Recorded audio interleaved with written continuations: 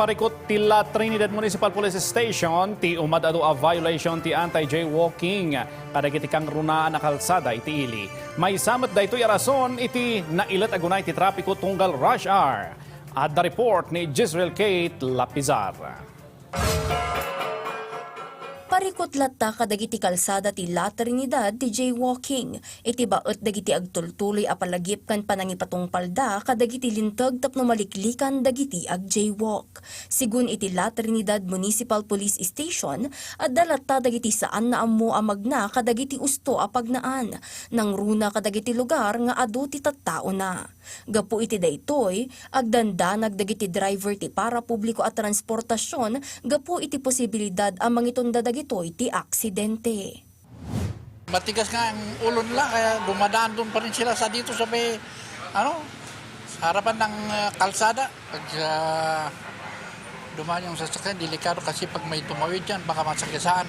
Pag may ganun na aksidente, kasalanan ng driver, hindi kasalanan ng pedestrian. Agtultuloy matipat patungpal dagiti otoridad a regular a panagbantay ken panangipatungpal kadagiti lenteg kontra ti jaywalking.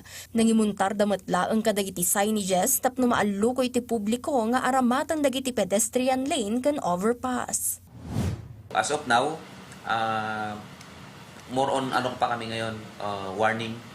And in the coming months or for the first week of July, we will strictly implement yung jaywalking ordinance. Kasi lalong-lalo na dito from KM4 to KM6. Agpalpalagip met ti lokal a gobyerno ti ili kadagiti residente ken agturturong iti lugar nga agbalin a disiplinado kon surutan da dagiti linteg ti kalsada tapno malapdan dagiti aksidente ken mapagtalinaed ti kinatalged ti amin.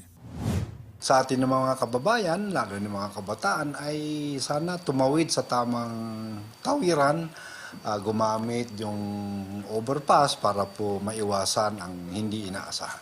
Jezreel Kate Lapizar para iti Pagilian.